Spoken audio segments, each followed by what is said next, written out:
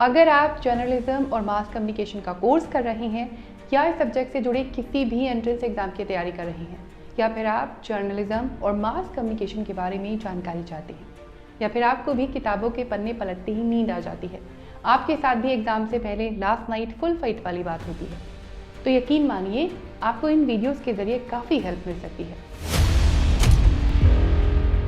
Hello and welcome once again. ये हमारे models of communication series का थर्ड वीडियो है। अगर आपने पिछले वीडियोस नहीं देखे तो आप क्विकली उन्हें देख सकते हैं ताकि ये वीडियो समझने में आपको कोई प्रॉब्लम ना हो। और अगर आप प्रीवियस वीडियोस देख चुके हैं तो बिना वक्त ज़ाया किए बात करते हैं आज के टॉपिक पर। आज की शुरुआत हम करेंगे इंटरैक्टिव मॉडल ऑफ कम्युनिकेशन से। The interactive model of communication is a two-way process of exchanging ideas, message और वी कैन से इंफॉर्मेशन। यानी इंटरैक्टिव मॉडल जैसे कि नाम से ही क्लियर है, इसमें इंटरैक्शन होता है, इसीलिए टू-वे प्रोसेस है जिसमें सेंडर और रिसीवर दोनों का रोल टर्न बाय टर्न बदलता रहता है। मतलब सेंडर ने मैसेज सेंड किया, रिसीवर को मैसेज मिला और फिर उसने रिप्लाई किया तो रिसीवर बन गया सेंडर और सेंडर के पास रिप्लाई जा रहा है तो वो बन गया receiver. That's why this model emphasizes the importance of feedback and interaction in communication. Interaction का मतलब यही होता है जब कम्युनिकेशन दोनों एंड से हो रहा हो।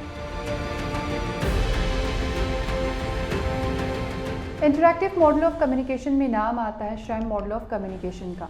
अमेरिकन स्कॉलर विल्बर श्रैम ने 1954 में ये मॉडल प्रपोज किया था।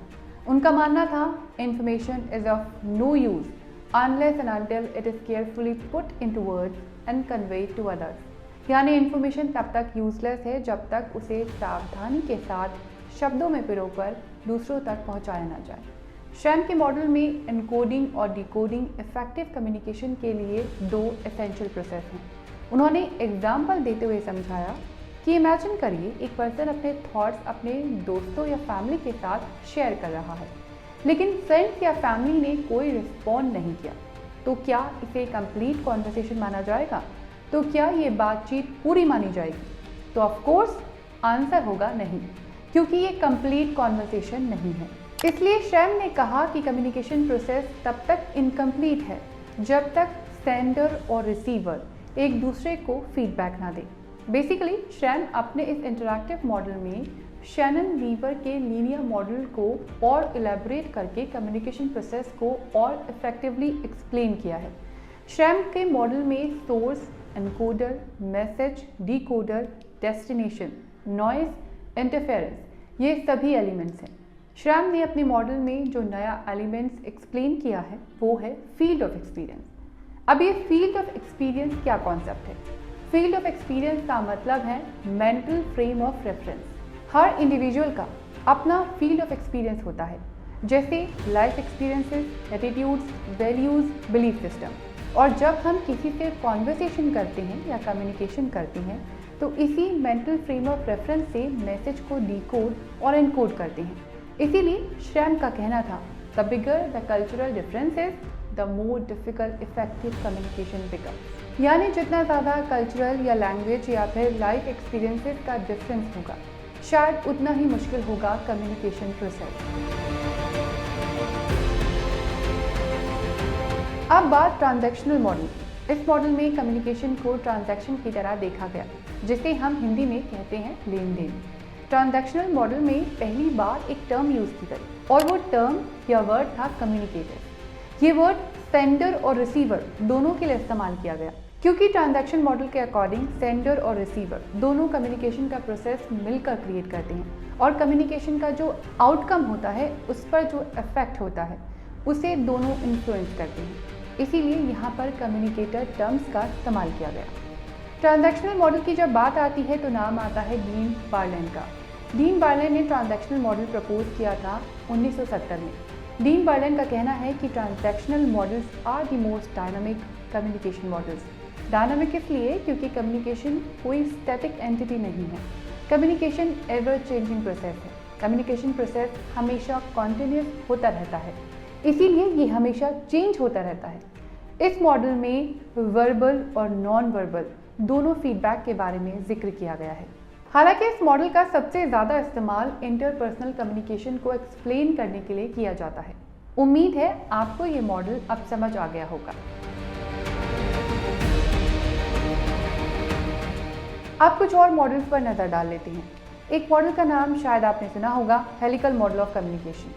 हेलिकल मॉडल को अमेरिकन प्रोफेसर फ्रैंक डेंस ने प्रपोज किया था। हेलिकल मॉडल एक कर्व स्प्रिंग की तरह है। जैसे स्प्रिंग अपवर्ड और डाउनवर्ड डायरेक्शन में मूव करता है, वैसे ही कम्युनिकेशन का प्रोसेस भी फॉरवर्ड और बैकवर्ड डायरेक्शन में काम करता है। फ्रैंक डेंस के मुताबिक कम्युनिकेशन प्रोसेस किसी भी इंसान के बर्थ के साथ यानी जन्म के साथ ही शुरू हो जाता है और एग्जिस्टिंग मोमेंट तक यानी जब तक उस इंसान का जीवन है तब तक चलता रहता है। हेलिकल मॉडल के मुताबिक टाइम और एक्सपीरियंस ये दो ऐसी चीज़ें हैं जो इस कम्युनिकेशन प्रोसेस को इन्फ्लुएंस करती हैं। हब मॉडल को प्रपोज किया था हिबर्ट उनग्रेट और बॉर्न ने, इसीलिए इसे हब मॉडल के नाम से जाना जाता है। The hub model of communication states that the process of communication is circular, dynamic and ongoing. यानी हब मॉडल के अकॉर्डिंग कम्युनिकेशन का प्रोसेस लगातार होने वाला प्रोसेस है जिसमें सीरीज ऑफ एक्शन कम्युनिकेशन को सर्कुलर बना देते हैं। हब मॉडल को एक एग्जाम्पल के तौर पर डिफाइन किया गया है। तालाब में पत्थर फेंकने से पानी में बहुत सारे रिपल्स बन जाते हैं, जैसे इस तस्वीर में दिखाया गया है। पानी में बनने वाले रिपल्स यानी सर्कुलर वेव्स कम्युनिकेशन प्रोसेस के डिफरेंट स्टेजेस को दिखाती हैं, जैसे मीडिया, फिल्टर्स और ऑडियंस, और इन्हीं रिपल्स से पास होकर गुजरता है कोई कम्युनिकेशन।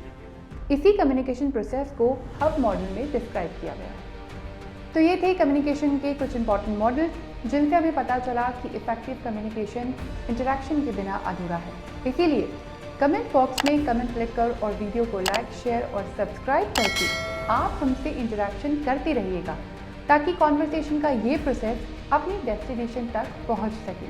नेक्स्ट वीडियो में बात करेंगे मीडिया की मैजिक थ्योरी के बारे में।